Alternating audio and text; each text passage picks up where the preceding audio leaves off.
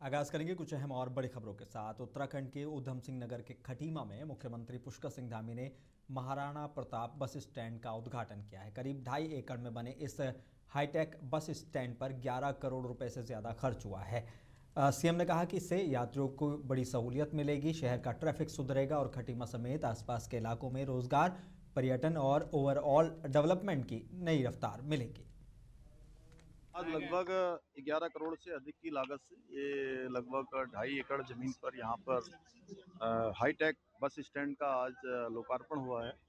और इसके लोकार्पण हो जाने से यात्रियों को बहुत सुविधा मिलेगी और जो बसें हमारी शहर के अंदर से आती थी उनको भी यहाँ पर एक अच्छा स्थान मिल जाएगा। यात्रियों को भी बड़ी सुविधा होगी। लंबे समय से इसकी प्रतीक्षा थी और ये शुरू होने से केवल खटीमा ही नहीं, खटीमा के आसपास के क्षेत्र के लोगों को भी अच्छा साधन मिलेगा, अच्छी सुविधा होगी। और रोजगार के क्षेत्र में भी लोगों को, पर्यटन के क्षेत्र में भी और विकास के क्षेत्र में, सभी क्षेत्रों में एक अच्छा होगा। अर्थव्यवस्था की दृष्टि से, व्यापार की दृष्टि से भी अच्छा लाभ होगा। मुरादाबाद से सियासी बयान सामने आया है। समाजवादी पार्टी के पूर्व सांसद एसटी हसन ने जैन बंधु के बयान पर संयम बरतने की नसीहत दी है। उन्होंने कहा कि क्या देश के लिए ये सही है और क्या नुकसानदेह है, ये सबको समझना होगा। देखिए, ये जो जैन बंधु हैं, इनकी जबान पे लगाम लगनी चाहिए कि आप सबको ये ध्यान रखना चाहिए कि देश हित में क्या है और देश अहित में क्या हो रहा है। सैकड़ों साल पुरानी मस्जिद, वो जरूरी नहीं है कि वक्फ ही हो। सैकड़ों साल पुराने मंदिर भी हैं, मस्जिदें भी हैं, बहुत सी चीजें भी हैं, सैकड़ों साल पुराने किले भी हैं, सब सरकारी भूमि हो गई उनकी। तो इसका मतलब ये सब जगह बुलडोजर चला देंगे क्या? एक मस्जिद जो इतने साल पुरानी है और आपने ये कह दिया कि साहब सरकारी भूमि पे बनी हुई है, 500 साल पुराने कागजात तो कोई ला नहीं सकता। कल को दिल्ली की शाही जामा मस्जिद पे भी बुलडोजर चल जाए, क्योंकि कागज तो उनके पास भी नहीं होंगे, ना कोई वक्फ होगा, सरकारी भूमि पे है। इनका दिल चाहेगा तो सोमनाथ के मंदिर पे भी चला देंगे बुलडोजर, उसके भी कोई कागज नहीं होंगे। सीतापुर में कांग्रेस सांसद राकेश राठौर ने 24 तारीख को रेवसा में होने वाली संविधान बचाओ रैली को लेकर अपने कार्यालय में प्रेस वार्ता की है। उन्होंने तैयारियों की जानकारी दी और मौजूदा राजनीति से जुड़े मुद्दों पर खुलकर बात की। इस दौरान पार्टी ज्वाइन करने वालों का स्वागत हुआ। मुंसिफ टीवी से खास बातचीत में कांग्रेस नेत्री अनुप्रिया वर्मा और अधिवक्ता ललित कुमार शुक्ला ने भी रैली की तैयारियों पर विचार रखे। सीतापुर में आज सांसद राकेश राठौर द्वारा एक प्रेस वार्ता हुई है। हमारे साथ बातचीत करने के लिए अनुप्रिया जी वर्मा जी हैं। आइए कहें, क्या कहेंगे इस मौके पे? कांग्रेस में आके बहुत खुशी हुई और बहुत बहुत धन्यवाद मैं देना चाहूंगी माननीय सांसद जी का, जिन्होंने विश्वास दिखाया और इस परिवार में शामिल होने का मुझे मौका दिया। मौजूदा वक्त में जो राजनीतिक हालात चल रही है, क्या कहेंगे? नया जमाना है, नए लोग हैं और कुछ नया ही करने के लिए आई। और अगर आप सबका साथ रहा तो बहुत आगे हम भी जाएंगे और आप सबसे जो हमारे जो भाई बहन हैं, जो जुड़े हैं, जो यूथ है, उसको भी आगे ले जाने का काम करेंगे। आप एक महिला हैं, महिला होने के नाते क्या संदेश देना चाहेंगे? मैं बस यही संदेश देना चाहूंगी कि अभी तक जो होता चला आया है, अन्न भक्ति का जमाना चला गया। सबको पता है किसके भगवान है, किसका ईश्वर है, किसका टाइम है। बस उस पे न जी के आंखें खोल लें। जो भी जनता है, जो भी हमारे अपने हैं, बस समय आ गया है और उसको आप ही सब लेकर आएंगे और आपको ही साथ देना पड़ेगा। आपने कहा था मतलब महिलाओं को लोग रोके ना, आगे भेजें। जी, इस पे आपने जैसे कि मैंने कहा था कि मेरे माता पिता का इसमें बहुत बड़ा योगदान रहा है कि मैंने जो कहा है, जिस फील्ड में मैंने जाना चाहा, उसमें मेरे पिताजी ने जाने का मौका दिया, कभी कोई रोक टोक नहीं करी। मैंने देखा है कि गांव में बेटियों को कहा जाता है कि अभी समय नहीं है, या शादी करा देते हैं, या इतना विश्वास शायद नहीं कर पाते हैं, या जमाना ऐसा है, टाइम ऐसा है। पर ऐसा नहीं होना चाहिए। अपने बच्चों को आगे बढ़ाइए, जैसे मेरे माता पिता ने मुझे आगे बढ़ाया। बस यही कामना है। जैसा कि अनुप्रिया जी ने बताया है कि मतलब जो है अभी जो है माता पिता का आशीर्वाद मिला है, इसीलिए मैं राजनीति में हूँ और आगे कुछ करने की इच्छा है। मुंसिफ टीवी से अनुमान।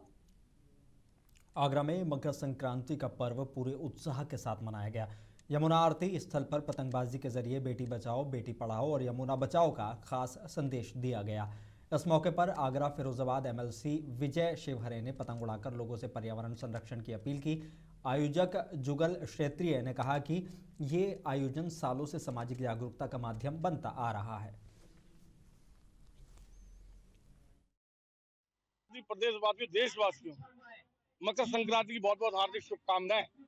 और शुभकामनाओं के साथ ये त्योहार हमारा, ये त्योहार तिल की गुड़ की उसका त्योहार, पतंग का त्योहार, और सूर्य जब उदय होता है तो मकर संक्रांति की शुभारंभ भी हो जाती है। मुझे लगता है कि आगरा की धरती पर जो जमुना किनारे पे जो रिवर फ्रंट पर आज जो देख रहे हैं पतंग उत्सव, और आप देख रहे होंगे कि जनप्रतिनिधि भी हैं, समाज सेवी भी हैं, सोशल एक्टिविटर्स भी हैं, और प्रत्येक जनपद के आए हुए सब लोग यहाँ पर हैं। संभल हिंसा मामले में नया मोड़ आया है। चंदौसी के सीजीएम विभांशु सुधीर ने तत्कालीन सीओ अनुज चौधरी और इंस्पेक्टर अनुज तोमर समेत 20 से अधिक पुलिसकर्मियों के खिलाफ एफआईआर दर्ज करने का आदेश दिया है। यह आदेश घायल युवक आलम के पिता यामीन की याचिका पर आया है। याचिका में आरोप था कि आलम को गोली मारी गई है। अदालत ने सभी तथ्यों की सुनवाई के बाद पुलिसकर्मियों पर मुकदमा दर्ज करने के निर्देश जारी किए हैं। हालांकि अदालत के आदेश के बाद संभल के एसपी कृष्ण कुमार बिश्नोई ने मौखिक रूप से जानकारी दी है कि एएसपी अनुज चौधरी और इंस्पेक्टर अनुज तोमर सहित संबंधित पुलिसकर्मियों के खिलाफ फिलहाल एफआईआर दर्ज नहीं की जाएगी। एसपी ने कहा कि इस आदेश के खिलाफ अदालत में अपील की जाएगी। उन्होंने ये भी बताया कि संभल हिंसा मामले में पहले ही न्यायिक जांच यानी कि जुडिशियल इंक्वायरी हो चुकी है और जिन पुलिसकर्मियों के खिलाफ आदेश दिया गया है उनकी जांच पूरी की जा चुकी है। करता था यामीन के प्रार्थना पत्र पे जो है 9/1/2026 को आदेश पारित हुआ है कि जो 22 पुलिसकर्मी थे उनके विरुद्ध माननीय न्यायालय के शरण ली थी, उसमें आदेश पारित हुआ है कि उनके विरुद्ध एफआईआर की जाए। याचिकाकर्ता का जो लड़का था वो हमेशा की तरह पापे बिस्किट बेचने के लिए घर से निकला था। जब वो जामा मस्जिद के करीब पहुंचे तो वहां पर गोली चल रही थी। जो याचिकाकर्ता है उसके बेटे को 3 गोलियां लगी थी। उसके बाद उसने माननीय न्यायालय की शरण ली थी। 2 पुलिसकर्मियों के नाम वो जानते थे, 15-20 जो हैं वो अज्ञात में लिखा है। जो पुलिसकर्मियों के नाम जानते थे उनमें एक अनुज कुमार तोमर है और एक अनुज चौधरी है। अनुज कुमार तोमर जो थे वो एसएचओ थे कोतवाली संभल। अनुज चौधरी जो थे वो सीओ संभल थे। ये जो 22 पुलिसकर्मी हैं इनके विरुद्ध जो है 7 दिन के अंदर मुकदमा कायम किया जाए। 7 दिन के अंदर मुकदमा दायर कर न्यायालय को अवगत कराया जाए। और इसी बड़ी खबर के लिए सीधे चलेंगे हमारे नुमाइंदे संभल से हमारे साथ सरफराज अंसारी फोन लाइन पर जुड़ चुके हैं। सरफराज, एक बड़ा मामला कोर्ट की तरफ से आदेश दिया गया कि जो भी संबंधित पुलिसकर्मी थे और उस वक्त के जो सीओ थे उन पर भी एफआईआर दर्ज करने के आदेश हैं, लेकिन एसपी ने इसको नकारा है। क्या किस तरह की प्रतिक्रिया अब शहर में देखने को मिल रही है, लोगों का इस पर क्या कहना है? देखिए, मैं आपको बताना चाहूंगा, संभल में पिछले 7 नवंबर में हुई हिंसा के मामले में स्थानीय अदालत ने संभल में तत्कालीन क्षेत्राधिकारी सीओ अनुज चौधरी समेत 12 पुलिसकर्मियों के खिलाफ एफआईआर दर्ज कराने का आदेश दिया। एक याचिका पर सुनवाई करते हुए संभल के मुख्य न्यायाधीश सीजीएम कोर्ट ने पुलिसकर्मियों के खिलाफ एफआईआर दर्ज कराने के निर्देश दिए हैं। वहीं इस पूरे मामले पे अधिवक्ता कमर हुसैन ने बताया, हमने ये याचिका 4 फरवरी 2025 को दायर की थी। इस याचिका की सुनवाई के दौरान 15 से अधिक बार बहस हुई। कई बार अदालत ने हमारी याचिका से जुड़ी रिपोर्ट मंगवाई। अब लंबी जद्दोजहद के बाद ये फैसला आया है। बड़ा सवाल यहाँ पर यह है क्योंकि अब पुलिस की तरफ से साफ तौर पर कह दिया गया कि, और एसपी ने भी साफ तौर पर कहा कि वो किसी भी अभी पुलिसकर्मी के खिलाफ या एएसपी या जो रह चुके हैं जो अभी एएसपी हैं अनुज चौधरी, उनके खिलाफ कहा है कि एफआईआर दर्ज नहीं होगी और वो कोर्ट का रुख करेंगे। देखिए, अभी इसमें संभल एसपी का कोई अभी ऑफिशियल वर्जन नहीं आया है, लेकिन बताया जा रहा है कि संभल एसपी कृष्ण कुमार बिश्नोई ने कहा है कि हिंसा की पूर्व में जुडिशियल इंक्वायरी हो चुकी है, इसमें पुलिस कार्रवाई सही पाई गई थी, इसलिए मुकदमा दर्ज नहीं किया जाएगा। कोर्ट के आदेश के खिलाफ अपील की जाएगी। बने रहे हमारी तरफ, कुछ और खबरों की तरफ हम रुख करते हैं। संभल से एक और बड़ी खबर है। ग्राम बिचौली में सरकारी जमीन पर हुए अवैध कब्जों के खिलाफ प्रशासन ने बड़ा एक्शन शुरू कर दिया है।